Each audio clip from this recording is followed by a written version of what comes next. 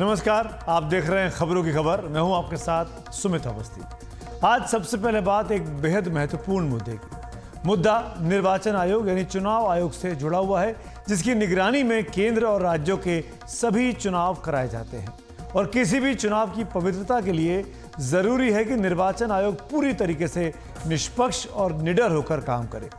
लेकिन निर्वाचन आयोग के मुख्य चुनाव आयुक्त और चुनाव आयुक्तों की नियुक्ति और सेवा के बिल के मुद्दे पर विवाद गहरा गया है। इन विवादों और विपक्ष के भारी विरोध के बीच ये बिल आज राज्यसभा में पास हो गया।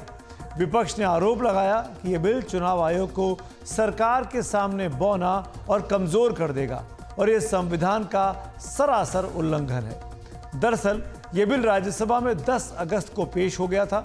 इस बिल को election commission, conditions of service of election commissioners and transaction of business act 1991 की जगह लाया गया है। विधि मंत्री अर्जुन राम मेघवाल ने आज इस बिल पर चर्चा के दौरान कहा कि यह बिल मार्च के महीने में सुप्रीम कोर्ट द्वारा दिए गए एक फैसले के मद्देनजर लाया गया है। ऑपोजिशन लीडर इतना कमजोर है, ऐसे करके क्यों इंसल्ट कर रहे हैं? मैं आपके माध्यम से 2-3 चीजें कहता हूं। सब ये लिमिटेड पर्पज के लिए बिल है। 10 अगस्त 2023 को राज्यसभा में बिल इंट्रोड्यूस किया था मैंने। 91 के एक्ट को हम रिप्लेस करके ये बिल लेके आए हैं। अपॉइंटमेंट का इसमें प्रावधान नहीं था, इसलिए अपॉइंटमेंट का प्रावधान इसमें जोड़ा है। और ये 2 मार्च 2023 को जो सुप्रीम कोर्ट का फैसला आया था, मैंने उसमें यही कहा था। उन्होंने कहा कि जब तक संसद कोई कानून नहीं बनावे तब तक हम ये कमेटी बनाते हैं। तो कानून सुप्रीम कोर्ट के कहने के अनुसार ही लेकर के आ रहे हैं कानून। सरकार का कहना है, जो आपने सुना कानून मंत्री को, कि सुप्रीम कोर्ट ने कहा कि बिल लेकर आना चाहिए, हम बिल लेकर आ रहे हैं। लेकिन इस बिल को लेकर विपक्ष का तीखा विरोध है। उस विरोध को जानने से पहले जान लेते हैं कि इस बिल में ऐसा क्या है कि इतना ज्यादा विरोध हो रहा है। इस बिल के मुताबिक मुख्य चुनाव आयुक्त और चुनाव आयुक्तों की नियुक्ति राष्ट्रपति द्वारा एक सिलेक्शन कमेटी यानी चयन समिति की सिफारिश पर की जाएगी। सिलेक्शन कमेटी में प्रधानमंत्री, एक कैबिनेट मंत्री और लोकसभा में विपक्ष के नेता या उनकी जगह विपक्ष में सबसे बड़े पार्टी के नेता शामिल होंगे। इस सिलेक्शन कमेटी की सिफारिश तब भी वैध होगी जब इस सिलेक्शन कमेटी में कोई जगह खाली होगी। इससे पहले कैबिनेट सेक्रेटरी की अध्यक्षता में एक सर्च कमेटी सिलेक्शन कमेटी के सामने उम्मीदवारों के नामों का एक पैनल रखेगी। केंद्र सरकार में कम से कम सचिव स्तर के पद पर काम का अनुभव इस पद के लिए एक एलिजिबिलिटी यानी अर्हता होगी। मुख्य चुनाव आयुक्त और चुनाव आयुक्तों का वेतन कैबिनेट सेक्रेटरी के बराबर होगा, जबकि पुराने यानी 1991 के कानून में वेतन सुप्रीम कोर्ट के जज के बराबर था। लेकिन इन्हीं सब प्रावधानों पर विपक्ष ने अब सरकार पर हमला बोला है। विपक्ष का कहना है कि अगर ये बिल कानून बना तो निर्वाचन आयोग सरकार के इशारों पर काम करने वाली संस्था बन जाएगा और इसके बाद जो भी नियुक्ति होगी वो सरकार की मनमर्जी से ही होगी। विपक्ष का कहना है कि सिलेक्शन कमेटी के 3 सदस्यों में से 2 तो सरकार के ही हैं, यानी खुद प्रधानमंत्री और उनके अधीन काम करने वाला एक कैबिनेट मंत्री। ऐसे में सरकार जिसे चाहेगी उसे चुन लेगी, क्योंकि बहुमत तो इस 3 सदस्यीय कमेटी में सरकार का ही रहने वाला है। विपक्ष का आरोप है कि यह बिल संविधान की भावना के खिलाफ लाया गया है। भारत के प्रजातंत्र पर आज मोदी सरकार ने कुठाराघात किया है, हमला बोला है। भारत के डेमोक्रेसी और चुनावी मशीनरी की स्वायत्तता, निर्भीकता, निष्पक्षता, उन सबको बुलडोजर के नीचे कुचल डाला है। एक समय था जब ईसी, इलेक्शन कमीशन का मतलब था इलेक्टोरल क्रेडिबिलिटी। आज ईसी का मतलब बन गया है इलेक्शंस कॉम्प्रोमाइज्ड। अपनी मर्जी का मुख्य चुनाव आयुक्त लगाएंगे, अपनी मर्जी का चुनाव आयुक्त लगाएंगे, अपनी मर्जी से चुनाव आयोग चलाएंगे, अपनी मर्जी से इलेक्टोरल लिस्ट बनाएंगे और अपनी मर्जी से मनमानी कर हार जीत करवाएंगे। ये बिल नहीं है, बिलडोजर है, जिसके जरिए केंद्र में बैठी भाजपा सरकार ने चुनाव आयोग की निष्पक्षता पूरी तरीके से समाप्त कर दी है, उस पर बुलडोजर चला दिया है इस बिल के माध्यम से। ये बिल मुख्य तौर पर 3 लोग या संस्थानों की कंटेम्प्ट में हैं उनका अपमान करता है। पहला है सुप्रीम कोर्ट ऑफ इंडिया, जिसके यूनैनिमस कॉन्स्टिट्यूशन जज बेंच जजमेंट को पलटने के लिए यह बिल लाया गया। यानी कि सुप्रीम कोर्ट को खुली चुनौती है कि आपको जो ऑर्डर पास करना है, जजमेंट देना है, दीजिए, हम कानून लाकर आपका जजमेंट बदल देंगे।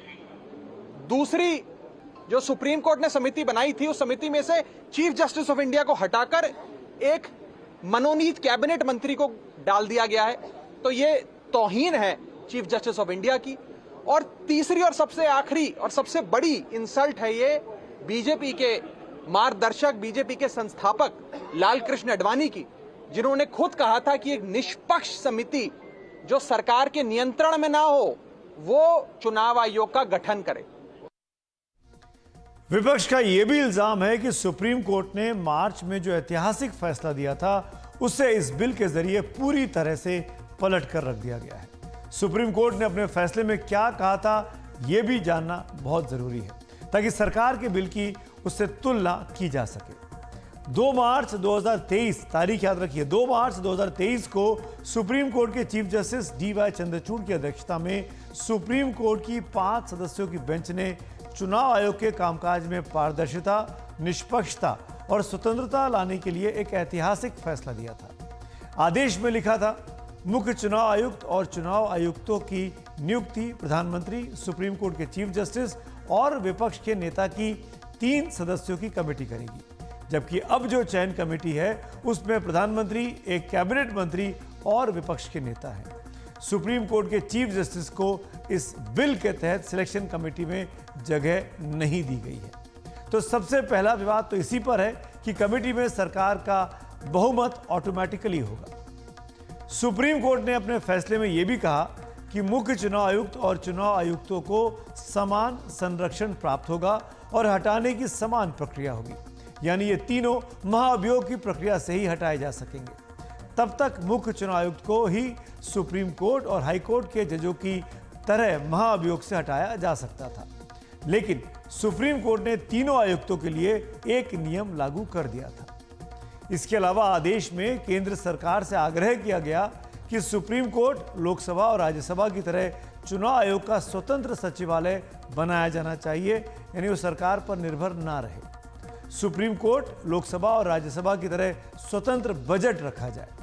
उस फैसले के मुताबिक चुनाव आयोग के पास नियम बनाने की ताकत भी होगी। सुप्रीम कोर्ट ने अपने उस ऐतिहासिक फैसले में कई सवाल भी उठाए थे। कोर्ट ने उस वक्त कहा था, संविधान निर्माताओं ने मुख्य चुनाव आयुक्त और चुनाव आयोग की नियुक्ति के लिए कानून बनाने का काम संसद पर छोड़ दिया था, लेकिन राजनीतिक व्यवस्थाओं ने उनके विश्वास को धोखा दिया और पिछले 7 दशकों में कानून नहीं बनाया जा सका।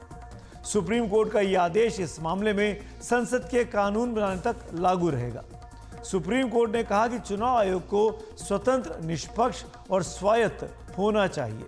अपने फैसले में सुप्रीम कोर्ट ने जो ये बात कही कि संसद द्वारा कानून बनाने तक उसका आदेश लागू रहेगा, उसी के आधार पर विधि मंत्री अर्जुन राम मेघवाल ने आज राज्यसभा में कहा कि सुप्रीम कोर्ट के उसी आदेश के अनुपालन में ये बिल अब लेकर आई है, क्योंकि कोर्ट ने कहा था कि सरकार चाहे तो बिल ला सकती है। लेकिन सुप्रीम कोर्ट ने अपने उस ऐतिहासिक फैसले में चुनाव प्रक्रिया और सत्ताधारी दलों की भूमिका को लेकर भी कई गंभीर टिप्पणियां की थी। सवाल यह है कि क्या इस बिल में उनका ध्यान रखा गया है।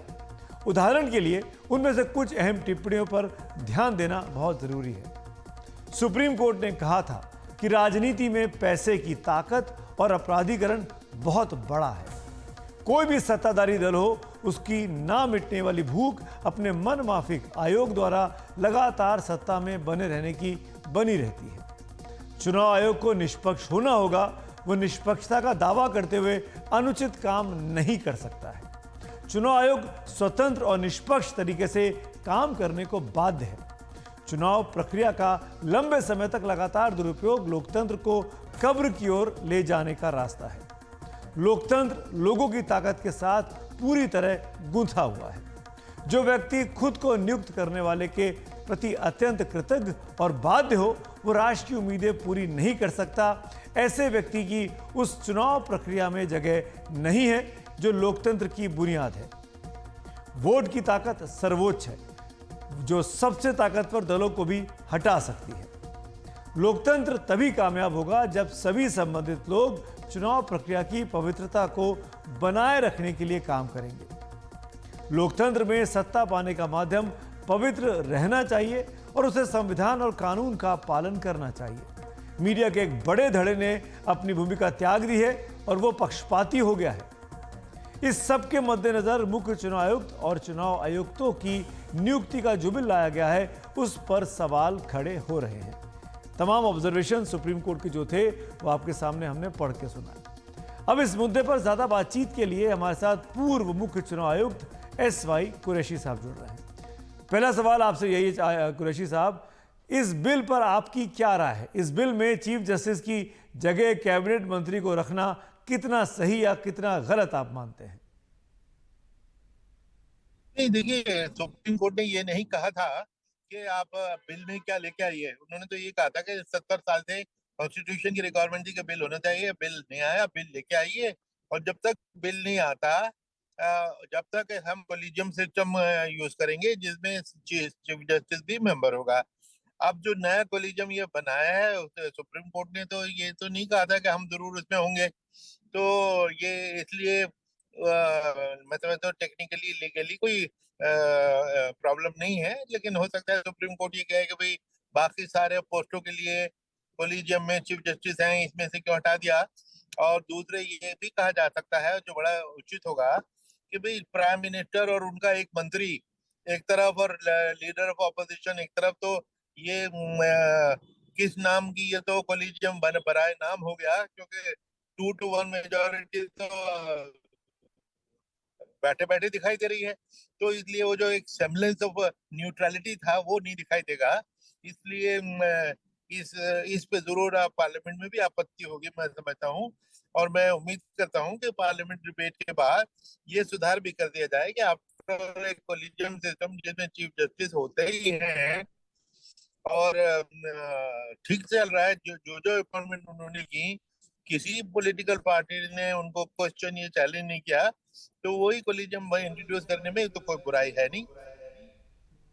तो आप ये कह रहे हैं कि हो सकता है कि सरकार इस पर आगे सुधार करे, लेकिन सरकार अब भी तो ऐसा कर सकती थी जब ये बिल आज इंट्रोड्यूस किया गया राज्यसभा में। क्या आपको नहीं लगता कि कमेटी में तीसरा सदस्य कोई निष्पक्ष व्यक्ति होना चाहिए, जैसे कि चीफ जस्टिस का नाम था, या कोई भी जो निष्पक्ष हो, जो सरकार के दबाव में ना आए?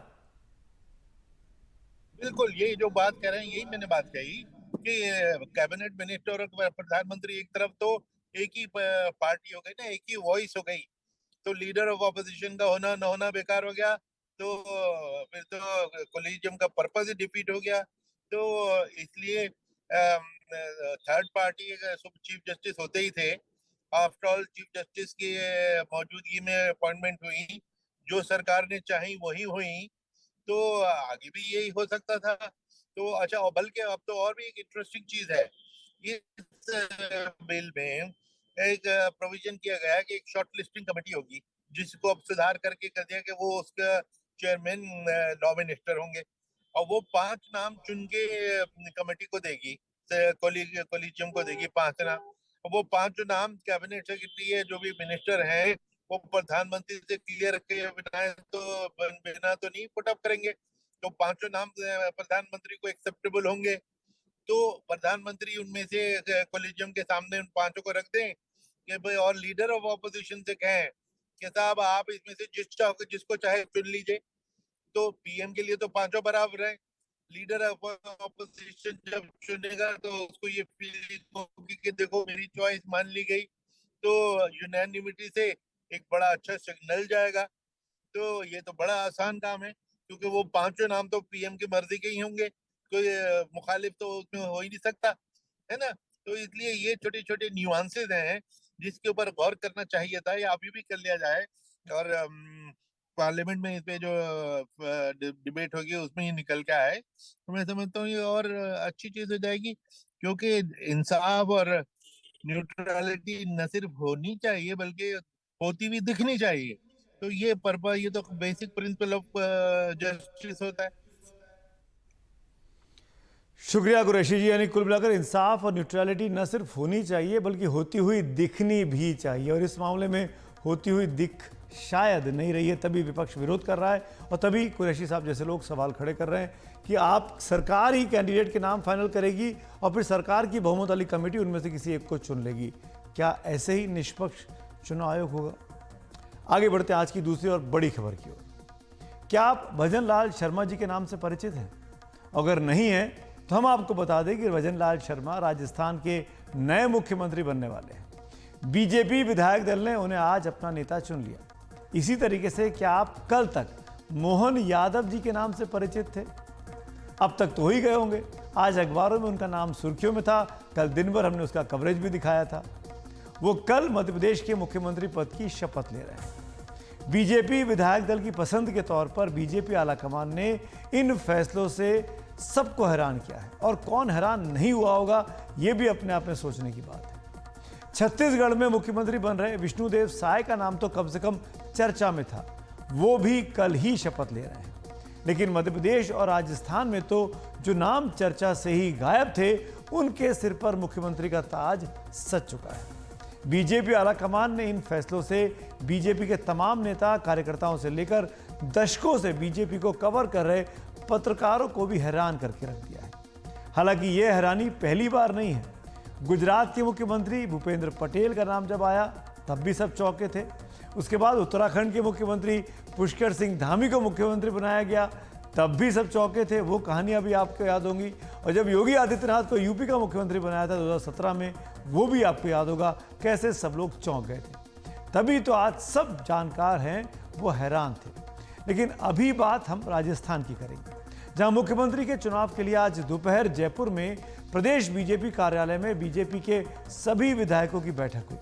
इस बैठक में बीजेपी आलाकमान की ओर से पर्यवेक्षक के तौर पर वरिष्ठ नेता रक्षा मंत्री राजनाथ सिंह, विनोद तावड़े और सुश्री सरोज पांडे पहुंचे थे। साथ ही चुनाव प्रभारी के तौर पर केंद्रीय मंत्री प्रहलाद जोशी भी मौजूद थे। इसी बैठक के दौरान राजनाथ सिंह ने अपने बगल में बैठी वरिष्ठ नेता वसुंधरा राजे को एक पर्ची थमाई। इन तस्वीरों को ध्यान से देखिए और पर्ची खोलते ही वसुंधरा राजे के चेहरे के भाव बदल गए।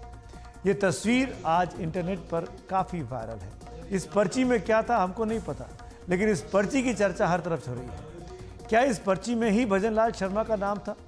क्या वही नाम देखकर वसुंधरा राजे चौंक गई थी? कई जानकार ऐसा ही कह रहे हैं, लेकिन हम यकीनन ये नहीं कह सकते कि इस पर्ची में क्या था।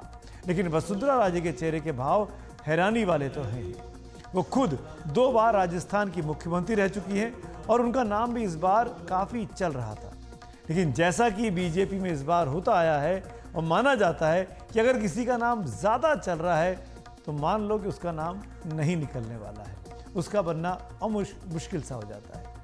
तो पहले विष्णु और उसके बाद मोहन और अब भजन के नाम पर बीजेपी ने 2024 के लिए भी बहुत बड़ा सियासी दांव खेल दिया है। खैर, आज का दिन पहली बार बीजेपी के विधायक बने भजन लाल शर्मा का है। वो 15 दिसंबर को पद और गोपनीयता की शपथ लेंगे। पहली बार विधायक बनते ही मुख्यमंत्री बन जाना किसी परी कथा से कम नहीं है। भजन लाल शर्मा जयपुर जिले की सांगानेर सीट से विधायक बने हैं। ये उनके जीवन का पहला चुनाव था। जीते और फिर सीधे मुख्यमंत्री की कुर्सी तक पहुंच गए। आपको उनके बारे में कुछ और जानकारियां आइए दे देते हैं। पूरे सदन में श्री भजन लाल जी शर्मा के नाम का समर्थन हुआ, इसलिए मैंने घोषणा की कि श्री भजन लाल जी शर्मा राजस्थान भारतीय जनता पार्टी विधायक दल के सर्वसम्मत नेता निर्वाचित हुए।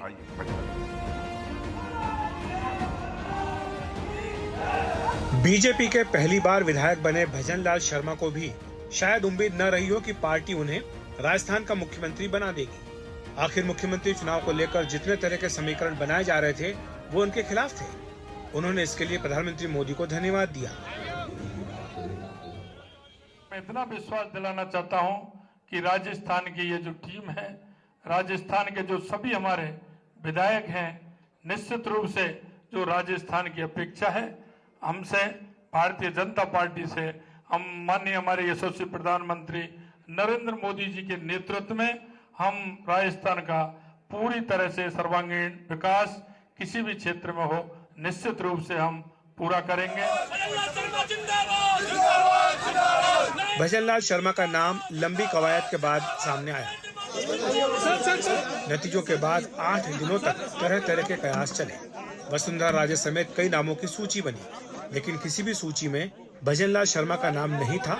उनका नाम आने के बाद लोगों ने गूगल सर्च किया तो उनका फेसबुक पेज सामने आया। इसमें लिखा था, वो पहली बार विधायक बने हैं, सांगानेर सीट से चुनाव जीते हैं। बेशक राजस्थान बीजेपी में प्रदेश महासचिव रहे, अखिल भारतीय विद्यार्थी परिषद के साथ रहे, संगठन के आदमी माने जाते रहे। अब बीजेपी के लिए पार्टी का ब्राह्मण चेहरा है। वसुंधरा राजे सिंधिया ने उनके नाम का प्रस्ताव किया और मुख्यमंत्री पद के दूसरे दावेदार बताए जा रहे लोग उन्हें बधाई दे रहे हैं। मैं बहुत खुश हूँ। 3 बार के रहे महामंत्री, पूरा राजस्थान का दौरा किया हुआ अनुभवी व्यक्ति, सांगानेर जैसी सीट से जीत के आए। भरतपुर को लोहागढ़ कहते हैं, लोहागढ़ का व्यक्ति लोह पुरुष बनके राजस्थान को आगे बढ़ाएगा। हम तो बहुत सौभाग्यशाली हैं कि हमें इतना अवसर मिल रहा है इस जीवन में। लाखों करोड़ों लोग रोज पैदा होते हैं और हम उनमें से एक सौभाग्यशाली हैं कि जिनको पार्टी ने अवसर दिया है जीवन में सेवा करने का अवसर मिला। संतुलन बहुत अच्छा है और सभी के सहयोग से, और हमारे जो माननीय मुख्यमंत्री जी श्री भजनलाल जी हैं, उनके साथ डिप्टी सीएम दिया जी हैं, बैरवा जी हैं और हमारे स्पीकर हैं देवनानी जी हैं, सबके साथ मिलकर उनके मार्गदर्शन पर और माननीय प्रधानमंत्री जी के नेतृत्व पर राजस्थान विकास के पथ पर आगे बढ़ेगा। भजनलाल शर्मा वैसे भरतपुर के रहने वाले हैं। उनके परिवार में खुशी का माहौल है। आखिर उन्हें भी इसकी उम्मीद नहीं थी। सर, आपका बच्चा सीएम, राजस्थान का सीएम बन गया, कैसा लग रहा है सर? बहुत बढ़िया। भगवान की मर्जी है भैया, भगवान की मर्जी है। उम्मीद थी सर आपको कि ऐसा हो सकता है? अब भैया उम्मीद नहीं को मत दो, भाई मर्जी अपने आप उम्मीद रह जाए। बहुत बढ़िया, बहुत सबके बीच में भैया खूब काम करे, अच्छा काम करे, सब आशीर्वाद है, भगवान की मर्जी है भैया। हाँ, जनता के बीच में खूब काम करे। सभी के लिए, सभी नेताओं के लिए धन्यवाद। जनता का आभार, बस जनता का आभार और मोदी जी का आशीर्वाद है, वंशी वाले की कृपा है। वैसे मध्य प्रदेश के बाद राजस्थान के फैसले से बीजेपी ने साफ कर दिया है कि उसकी रणनीति के केंद्र में अब भी प्रधानमंत्री मोदी हैं और इस तरह से वह फिलहाल समीकरणों की अनदेखी का जोखिम उठाते हुए भविष्य के लिए मन चाहे बदलाव कर सकती है। ब्यूरो रिपोर्ट के साथ अखिलेश शर्मा, एनडीटीवी इंडिया। भजनलाल जी भरतपुर के रहने वाले हैं, लेकिन जयपुर की सांगानेर सीट से चुनाव लड़े। उन पर बाहरी होने का टैग भी लगा था और जिस सीट से उनको चुनाव लड़ाया गया सांगानेर की, वो बीजेपी की सबसे सुरक्षित सीटों में से एक मानी जाती है। राजस्थान में बीजेपी विधायक दल की बैठक के बाद आज और भी कई बातें स्पष्ट हो गई हैं। भजनलाल शर्मा को मुख्यमंत्री बनाया जा रहा है, तो जातीय समीकरणों को साधने के लिए यहाँ भी 2 उप मुख्यमंत्री बनाने का फॉर्मूला आजमाया गया है। जयपुर की विद्याधर नगर सीट से विधायक दिया कुमारी उप मुख्यमंत्री होंगी। 52 साल की दिया कुमारी जयपुर के शाही खानदान से हैं और जयपुर के आखिरी महाराजा मान सिंह द्वितीय की पोती हैं। वो 2013 में पहली बार चुनाव जीतकर राजस्थान विधानसभा में आई थी। राजस्थान में दूसरे उप मुख्यमंत्री होंगे प्रेमचंद्र बैरवा साहब। 54 साल के बैरवा भी जयपुर जिले की ही दूदू सीट से चुनाव जीते हैं। खास बात यह है कि मुख्यमंत्री और दोनों उप मुख्यमंत्री, इनकी तीनों की ही सीटें जयपुर जिले के अंतर्गत ही आती हैं। इसके साथ ही बीजेपी ने राजस्थान में भी जातीय समीकरण साधने की कोशिश की है, जैसा कि मध्य प्रदेश और छत्तीसगढ़ में किया। मुख्यमंत्री भजनलाल शर्मा ब्राह्मण हैं, तो एक उप मुख्यमंत्री दिया कुमारी राजपूत हैं और दूसरे उप मुख्यमंत्री प्रेमचंद्र बैरवा अनुसूचित जाति यानी शेड्यूल्ड कास्ट कम्युनिटी से आते हैं। वासुदेव देवनानी विधानसभा के स्पीकर होंगे, ये भी आज तय कर दिया गया है। राजस्थान में इस नई टीम से साफ हो गया है कि राज्य में बीजेपी की कमान अब नई पीढ़ी के नेताओं के हाथ में सौंपी जा रही है। सवाल यह है कि बीजेपी ने तीनों राज्यों में जो फैसले किए हैं उनके पीछे की फिलॉसफी क्या है। जानकारों के मुताबिक ये एक सोची समझी रणनीति के तहत किया गया है। सबसे पहले तो पार्टी में एक सेकंड लाइन की लीडरशिप तैयार की जा रही है। दूसरी बड़ी बात यह है कि लंबी रेस के लिए पार्टी को ऊर्जावान बनाए रखने के लिए ऐसे कदम फायदेमंद होते हैं, क्योंकि हर कार्यकर्ता को लगता है कि एक दिन वो भी मुख्यमंत्री या किसी बड़े मंत्री पद पर बैठ सकता है, जैसा कि आज पहली बार के विधायक भजनलाल शर्मा के साथ हुआ। तीसरा, बीजेपी आलाकमान ने यह भी साफ कर दिया है कि पार्टी में कार्यकर्ता काडर जरूरी होता है, ना कि किसी की बड़ी पर्सनैलिटी या शख्सियत होना। चौथी बड़ी बात, 2024 की लड़ाई में विपक्ष की तैयारी का मुकाबला करने के लिए ये फैसले किए गए हैं, क्योंकि विपक्ष लगातार जातीय समीकरणों की बात करता है, बीजेपी को अगड़ों की पार्टी कहकर उसको घेरने की कोशिश करता है। और पांचवी बार बीजेपी ने सारी कवायद से जातीय समीकरणों को साधने की कोशिश की है। तीनों राज्यों में जो मुख्यमंत्री और 2 उप मुख्यमंत्री और स्पीकर्स बनाए गए हैं वो अलग अलग जातियों के हैं और बीजेपी अपने हर वोट बैंक को साथ के जैसे संभाल के रखना चाहती है। अगले आम चुनाव के मद्देनजर जातीय समीकरणों को साधने में भी बीजेपी ने कोई कसर नहीं छोड़ी है। ऐसे समय जब विपक्ष जातिगत गणना को एक बड़ा मुद्दा बनाने की तैयारी में है, बीजेपी के लिए भी इस मुद्दे की काट निकालना जरूरी हो गया था। बीजेपी ने किस तरह अपने फैसलों से प्रमुख जातियों को नुमाइंदगी देने की कोशिश की है, इस पर और ज्यादा जानकारी दे रहे हैं हमारे वरिष्ठ सहयोगी अखिलेश शर्मा। बीजेपी ने इन तीनों ही राज्यों में जातीय समीकरणों को भी साधा है। राज्य के प्रमुख जातीय समुदायों को नुमाइंदगी देने की कोशिश की है। माना जा रहा है कि यह कदम 2024 के लोकसभा चुनाव के लिए तैयारियों में के लिए उठाया गया है। राजस्थान की बात करें तो यहां पर ब्राह्मण भजनलाल शर्मा को आज पार्टी ने मुख्यमंत्री बनाने का फैसला किया है। वहीं राजपूत दिया कुमारी और अनुसूचित जाति से प्रेमचंद बैरवा डिप्टी सीएम होंगे। आपको बता दूं कि मध्य प्रदेश में ओबीसी मोहन यादव को कल चुना गया और उन्हें मुख्यमंत्री पद की कमान सौंपी गई, जबकि अनुसूचित जाति से जगदीश देवड़ा और ब्राह्मण राजेंद्र शुक्ला को उप मुख्यमंत्री बनाया जा रहा है। वहीं राजपूत नरेंद्र सिंह तोमर विधानसभा के अध्यक्ष होने जा रहे हैं। छत्तीसगढ़ की बात करें तो यहां पर आदिवासी समाज से विष्णुदेव साय को मुख्यमंत्री बनाने का फैसला किया गया है। वहीं ओबीसी समाज से अरुण साव जो कि प्रदेश अध्यक्ष भी हैं और ब्राह्मण विजय शर्मा इन्हें उप मुख्यमंत्री बनाया जा रहा है, जबकि राजपूत समाज से आने वाले रमन सिंह विधानसभा अध्यक्ष होंगे। तो ये बीजेपी का अपना सोशल इंजीनियरिंग है और माना जा रहा है कि ये 2024 के लोकसभा चुनाव को ध्यान में रखकर किया गया है। राजस्थान, मध्य प्रदेश और छत्तीसगढ़ में बीजेपी के फैसलों पर ज्यादा बातचीत के लिए हमारे साथ 2 खास मेहमान हैं, वरिष्ठ पत्रकार विजय त्रिवेदी और साथ में एक और वरिष्ठ पत्रकार शिप्रा माथुर। स्वागत है आप दोनों का। पहला सवाल विजय जी आपसे है। बीजेपी आलाकमान ने जिस तरीके से सबको चौंकाते हुए मुख्यमंत्रियों के नाम तय किए हैं, वो पुरानी सभी धारणाओं को बार बार फिर ध्वस्त करते हैं। राजस्थान और मध्य प्रदेश में तो जिन्हें कमान दी गई है उनका नाम कहीं चल भी नहीं रहा था, किसी को भी नहीं पता था। एक ज़माना था जब मुख्यमंत्री बनने का पैमाना नेताओं का कद होता था, ज़मीन पर उनकी मजबूत पकड़ होती थी, हाईकमान में उनकी पैठ हुआ करती थी, लेकिन अब तो वो सब पैमाने जैसे कि टूट चुके हैं। मोदी सरकार के इस दौर में जो ये नई रिवायत बनी है मुख्यमंत्री को तय करने की, इसको क्योंकि आप बीजेपी कवर करते रहे, आपने कई किताबें लिखी हैं, कैसे देखते हैं आप? ये जो चौंकाने वाला शब्द है ना, बहुत इंटरेस्टिंग शब्द है और यही इसका जवाब भी है। क्योंकि चौंकाने का शब्द हमने कहां से गढ़ा है कि हम राजनीति को एक कन्वेंशनल तरीके से देखते रहे अब तक, चाहे वो कांग्रेस रही हो, दूसरी और पार्टियां रही हो, या भारतीय जनता पार्टी को भी मोटे तौर पर देखा जाए कि कन्वेंशनल एक तरीका था कि चीफ मिनिस्टर बनाना है, किसी को लीडर बनाना है तो एक बड़ा नेता होना चाहिए, बड़े परिवार का होना चाहिए, बड़ा बैकग्राउंड होना चाहिए, मजबूत कद होना चाहिए, जातिगत उसका एक जो बेस है वो होना चाहिए। नरेंद्र मोदी और अमित शाह के आने के बाद भारतीय जनता पार्टी के जो हाई कमान है, लीडरशिप है, उसने इस पूरे जो कन्वेंशनल थॉट प्रोसेस जो था पॉलिटिक्स का, उसको तोड़ दिया है। अब वो कार्यकर्ताओं के साथ जा रही है, अब वो पार्टी के साथ जा रही है, अब वो संगठन के साथ जा रहे हैं, अब वो सोसाइटी के साथ जा रहे हैं। इसलिए वो तय करते हैं कि आज संगठन को किसकी जरूरत है। अभी खासतौर से यदि इन तीनों राज्यों के चुनावों की बात करें तो ये एक बड़ा फैसला है कि जनरेशनल शिफ्ट किया है Bharatiya Janata party high command ने अपनी लीडरशिप पर। राजस्थान में चाहे वसुंधरा जी हों, छत्तीसगढ़ में रमन सिंह जी हों, मध्य प्रदेश में शिवराज जी हों, तीनों एस्टेब्लिश लीडर थे। ये बड़ा जोखिम है, इतना आसान काम नहीं था, लेकिन इस जोखिम को उन्होंने उठाया और उन्होंने कहा कि एक नई लीडरशिप पार्टी में आनी चाहिए।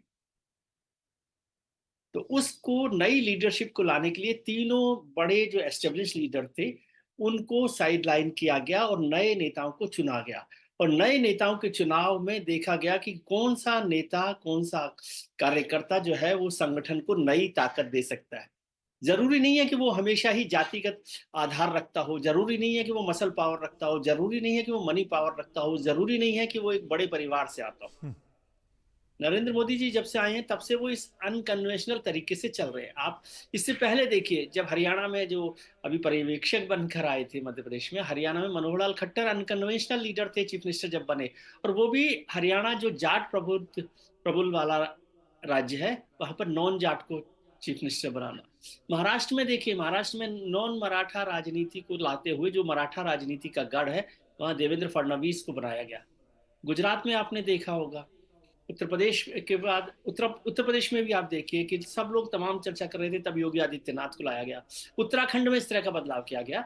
तो वहां पर पार्टी ये देख रही है, पार्टी हाईकमान ये देख रहा है कि इन अनकन्वेंशनल, ये जो कन्वेंशनल तरीका है पॉलिटिक्स का, उससे बाहर निकलकर नए लोगों को मौका दिया जाए। और इससे ये और फायदा हो रहा है कि अगले 20 साल के लिए, अगले 25 साल के लिए पार्टी के पास एक नई ताकतवर पीढ़ी तैयार हो रही है।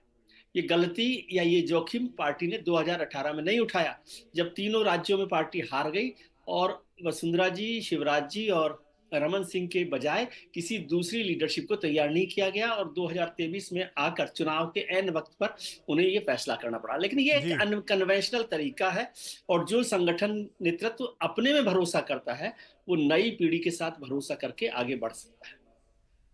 जो अपने में भरोसा करता है वो नई पीढ़ी पर इस तरह का जुआ खेल सकता है। शिप्रा जी, आपसे मेरा सवाल यही है कि पिछली बार जब आपसे हमने बात की थी तो आपने 2-3 नाम लिए थे, तीनों में से कोई मुख्यमंत्री नहीं बना। एक नए नाम चेहरा जो आज सामने आया भजन लाल शर्मा जी का, उनको कमान दे दी गई है। आप तो मुझसे बेहतर राजस्थान की राजनीति को समझती हैं, क्या कहेंगी इस फैसले पर? आप कितनी चौंकी हैं आप? देखिए, भजन लाल जी को बहुत लंबा अनुभव है संगठन में काम करने का, और संगठन महामंत्री के रूप में उन्होंने अपनी सेवाएं दी है। तो जब सांगानेर विधानसभा क्षेत्र से जब उन्हें उतारा गया था मैदान में, तब भी लोगों के जहन में ये बात आई थी कि यहाँ से जिस प्रत्याशी की चर्चाएं थी, वो प्रत्याशी बहुत मेहनत से तैयारी कर रहे थे यहाँ से चुनाव लड़ने की, और क्योंकि सांगानेर की सीट ऐसी है जो कि भाजपा की बहुत पकड़ वाली सीट कही जाती है, तो एक सेफ सीट के रूप में माना जाता है सांगानेर विधानसभा को। तो यहाँ से जब उन्हें लड़ाने, यहाँ से मैदान में उतारने का जब फैसला किया गया, तो सबके जहन में ये बात तो थी कि क्योंकि एक चर्चित चेहरा नहीं है आम लोगों के बीच में, संगठन के व्यक्ति हैं, तो उन्हें यहाँ से उतारने के कोई तो मायने होंगे। और वो जो दूसरे प्रत्याशी थे, उन्हें दूसरी विधानसभा क्षेत्र से उन्होंने चुनाव लड़ा, जो उनके लिए शायद थोड़ा सा ट्रिकी भी हो गया। लेकिन भजन लाल जी को जब यहाँ से उतारा गया तो सेफ सीट थी, तो बहुत अच्छे मार्जिन से वो जीत कर आए, और उन्हें जिस तरह से ये पद दिया गया है, ये इस बात का भी इंगित करता है कि भाजपा जिस तरह से अब कार्यशैली उसकी रही है, और दोनों ही स्टेट्स में जिस तरह से उन्होंने तय किए हैं नाम, तो पता तो किसी को भी नहीं था कि कौन सा चेहरा होगा मुख्यमंत्री का। और जो बंद मुट्ठी थी, वो जब खुली, तो वो कहते हैं कि बंद मुट्ठी जब खुलती है तो लाख की होती है। तो वो जो लगता है कि जो भी चुनाव किया है वो प्रदेश की बेहतरी के लिए होगा। और इसके साथ ही जो डिप्टी मुख्यमंत्री के रूप में भी जो चुने गए हैं दोनों कैंडिडेट्स, उनमें से एक का नाम तो चर्चा में था ही, दिया कुमारी जी का चर्चा में था नाम, लेकिन जो दूसरे कैंडिडेट हैं प्रेमचंद जी, उनका नाम कहीं भी चर्चा में नहीं था। और मुख्य बात ये है कि ये पृष्ठभूमि जो है, भजन लाल जी की पृष्ठभूमि और प्रेमचंद जी की पृष्ठभूमि, उनकी पृष्ठभूमि जो है संगठन से आती है। तो संगठन के नाते जो मजबूती उनकी कामकाज में, लोगों के बीच में, समाज के बीच में मुद्दों की पकड़ के लिहाज से हम ये आश्वस्त हो सकते हैं कि जो नेतृत्व राजस्थान को मिला है वो मजबूत नेतृत्व होगा। और ये एक तरह से ये इशारा भी है कि राजनीति का चेहरा जो है वो बदलने की भी कवायद है। बहुत बहुत शुक्रिया शिप्रा जी और विजय जी आपका बातचीत करने के लिए। तो तीनों राज्यों में जो कमान मिली है विष्णु, मोहन और भजन को, ये तीनों एबीवीपी से निकल कर आए, बीजेपी के पुराने काडर रहे हैं और संघ के बहुत करीबी माने जाते हैं। यानी जो लोग जिन्होंने वफादारी की संगठन के साथ, पार्टी के साथ, उनको आज इनाम मिला है। और इसीलिए इस फैसले का पूरे काडर में, बीजेपी के नेताओं के बीच में बहुत स्वागत भी किया जा रहा है। आगे बढ़ते एक और बड़ी खबर की ओर। देश की प्रतिष्ठित यूनिवर्सिटी जेएनयू में धरना प्रदर्शन करना अब महंगा पड़ेगा। धरना प्रदर्शन पर 20,000 रुपये जुर्माना होगा, और अगर देशद्रोह के नारे लगे तो 10,000 रुपये अतिरिक्त फाइन लगेगा। प्रदर्शनकारियों को विश्वविद्यालय से निकाला भी जा सकता है। लेकिन जेएनयू प्रशासन के इस फैसले पर सवाल उठ रहे हैं। कहा जा रहा है कि लोकतंत्र का पहला पाठ जहां पढ़ा जाता है वहीं लोकतांत्रिक और तरीकों पर सजा दी जाएगी, ये कहां तक ठीक है? जेएनयू में लेफ्ट से लेकर राइट तक सभी संगठन के छात्र इसे लोकतंत्र विरोधी कदम बता रहे हैं। देखिए मेरे सहयोगी शरद शर्मा की ये ग्राउंड रिपोर्ट। जिस जेएनयू से मौजूदा सरकार के दो कैबिनेट मंत्री निर्मला सीतारमण और एस जयशंकर निकले, जहां से लेफ्ट की राजनीति के प्रकाश करात और सीताराम येचुरी निकले, वहां अब राजनीतिक आंदोलन का रास्ता रोकने वाले आदेश निकाले गए हैं। इन आदेशों के तहत शैक्षणिक और प्रशासनिक परिसर के 100 मीटर के दायरे में कोई भी धरना, भूख हड़ताल, विरोध आदि नहीं होगा। ऐसा करने पर 20,000 रुपए का जुर्माना लग सकता है और 2 सेमेस्टर के लिए यूनिवर्सिटी से निकाला भी जा सकता है। जेएनयू में रहने वाले लोगों के घर के आसपास प्रदर्शन करने या उनकी निजता भंग करने या धमकाने पर भी 20,000 रुपए का जुर्माना होगा और यूनिवर्सिटी से निकाला भी जा सकता है। देश विरोधी पोस्टर या पैम्पलेट छापने और चिपकाने पर 10,000 रुपए तक का जुर्माना हो सकता है। लेफ्ट छात्र संगठन इसका कड़ा विरोध कर रहे हैं। जेएनयू वो यूनिवर्सिटी है जहां पे अभी भी देश के तमाम गली कूचों से, गांव से आने वाले स्टूडेंट्स अभी भी जेएनयू का सपना देख सकते हैं। जेएनयू में स्टूडेंट्स पढ़ने का सपना इसलिए देख सकते हैं क्योंकि जेएनयू का इतिहास है, धरने का, प्रोटेस्ट का इतिहास है। हम वही यूनिवर्सिटी बन जाएंगे जहां पे स्टूडेंट्स प्रोटेस्ट नहीं करना चाह रहे हैं, जहां पे डेमोक्रेटिकली इलेक्टेड स्टूडेंट बॉडीज को रिप्लेस कर दिया जाएगा काउंसिल से या बॉडी से, संभालने वाली बॉडीज से। आज तमाम यूनिवर्सिटीज में यही हो रहा है। केवल लेफ्ट ही नहीं बल्कि राइट भी, यानी एबीवीपी, इसका पुरजोर विरोध कर रही है। ये रूल्स एंड रेगुलेशन देखने के बाद मेरा ये पहला ऑब्जर्वेशन ये है कि सजेशन मान लो, ऑब्जर्वेशन मान लो कि जेएनयू का जो मोटो है ना, कि अभी जो रिसेंटली आया कि डार्कनेस अनटू लाइट, उसका प्लेस में रखना चाहिए था डेमोक्रेसी अनटू डिक्टेटरशिप। क्यों? कि ये जो मेजर्स आया है इसमें आपको they are nothing but to stifle the student activism in the campus and to see the death of democracy. JNU कुलपति का कहना है कि ये सारे नियम कायदे पहले से ही थे, उन्होंने केवल इन नियम कायदों को एग्जीक्यूटिव काउंसिल से पास करवाया है। सर पहला है, ये मैन्युअल नया नहीं है। अच्छा। ये मैन्युअल में आने से पहले ही इतने फाइन भर रहे थे। अच्छा। ये सिर्फ हमने लीगली साउंड कर दिया क्योंकि दिल्ली हाई कोर्ट से बच्चों दिल्ली हाई कोर्ट गई, जाने के बाद वहाँ दिल्ली हाई कोर्ट से हारने के बाद आकर यहाँ फाइन भी भरे थे। जितना अभी है वही है, मैंने कुछ नहीं बदला, इतना ही वो डॉक्यूमेंट को हम थोड़ा लीगली साउंड कर दिया। लेकिन सवाल उठ रहा है कि क्या ये कदम जेएनयू के भीतर देश और समाज की लोकतांत्रिक समझ बढ़ाने के अवसर सीमित नहीं करेगा? दुनिया भर में विश्वविद्यालय विचार विमर्श का केंद्र होते हैं। छात्र यहाँ पर केवल कोर्स नहीं पढ़ते बल्कि देश और समाज की राजनीतिक समझ भी विकसित करते हैं। वो धरने करते हैं, आंदोलन करते हैं और अपनी एक राय बनाते हैं। जेएनयू में ये परंपरा बहुत पुरानी है और यहाँ से हमारे कई बड़े नेता निकले हैं। जेएनयू में धरना प्रदर्शन बाधित करने का ये फैसला उसी बौद्धिक सामाजिक परंपरा पर चोट है। इससे विश्वविद्यालय की गरिमा तो कम होती ही है, साथ में छात्रों पर भी इसका बुरा असर पड़ेगा। दिल्ली से अपने कैमरा सहयोगी सचिन गुप्ता के साथ मैं शरद शर्मा, एनडीटीवी मीडिया। अब बात करेंगे अयोध्या की। अयोध्या में राम मंदिर को लेकर अब तैयारियां पूरे जोर शोर से हैं। इसीलिए आजकल अयोध्या में बहुत निर्माण चल रहा है और जिस वजह से शहर में जमीन और जायदाद के दाम आसमान छू रहे हैं। क्या कहता है वहां का प्रॉपर्टी सेक्टर, बता रहे हैं मेरे सहयोगी तनिष्क पंजाबी अपनी इस रिपोर्ट में।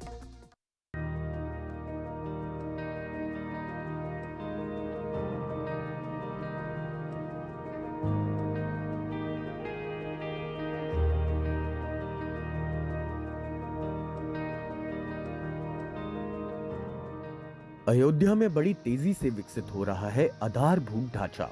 राम मंदिर के उद्घाटन में बस 1 महीना बाकी है और यहाँ होटल वालों की, कारोबारियों की, निवेश करने वालों की भीड़ लगी हुई है। जमीन जायदाद के दाम आसमान छू रहे हैं। अयोध्या से 40 किलोमीटर दूर रहते हैं रंजन लाल। उन्होंने गांव में अपनी संपत्ति बेच दी है और अयोध्या में कारोबार शुरू करने के लिए शहर के पास जमीन खरीदी है। मंदिर का निर्माण होने की वजह से यहाँ रोजगार की संभावना ज़्यादा है, इसलिए कुछ रोजगार करेंगे और रेट भी यहाँ कुछ ज़मीन के ज़्यादा हैं। रंजन लाल खुद को खुशकिस्मत मानते हैं। स्थानीय प्रॉपर्टी डीलर कहते हैं कि कभी इस ऊँगते हुए शहर में इन दिनों बड़ी हलचल है। कोई संपत्ति नहीं है जो खरीदे जाने के लिए बची हो। अयोध्या के आसपास कहीं कोई ज़मीनें हैं ही नहीं, और जो आउटर साइड में है वो 3,000 से के रेट्स जो होने चाहिए थे वो 5,000, 7,000, 8,000 कोई रेट नहीं रह गया है। और उसके बाद भी मार्केट में डिमांड है। राम मंदिर के आसपास वैसे तो कोई ज़मीनें नहीं हैं, मगर अगर हैं तो उनका कोई रेट नहीं है। आप मुंह से जो बोलोगे वो मिल जाएगा। अयोध्या के स्टैंप और रजिस्ट्रेशन डिपार्टमेंट के मुताबिक 2018 से 2019 में 9,867 सेल डीड हुई थी। इस साल यानी 2022 से 2023 में ये तादाद दुगने से ज्यादा हो गई है, 20,067। बहुत से लोगों का मेरे पास भी फ़ोन आता है कि हमको अयोध्या में ज़मीन दिला दीजिए, अयोध्या में ज़मीन दिला दीजिए। बहुत से लोग कहते हैं हमें रिजॉर्ट बनाना, हमें होटल बनाना है। तो अयोध्या में जो वर्तमान स्थिति, यहाँ पे ज़मीन लेने के लिए काफ़ी लोग यहाँ पे ज़मीन क्रय करना चाहते हैं, जिससे हमारे विभाग स्टाम्प एवं रजिस्ट्रेशन विभाग का राजस्व प्राप्ति भी काफ़ी बड़ा है। जैसे जैसे इनॉग्रेशन की तारीख नज़दीक आ रही है, वैसे वैसे प्रॉपर्टी के दाम बढ़ते जा रहे हैं। लोकल लोगों को उम्मीद है कि टूरिज्म से उनके शहर की और उनकी खुद की भी आमदनी बढ़ेगी। अयोध्या से प्रमोद श्रीवास्तव के साथ लखनऊ से तनिष्क पंजाबी, NDTV। तो आज मेरे साथ इतना ही। आप सबको शुभ रात्रि।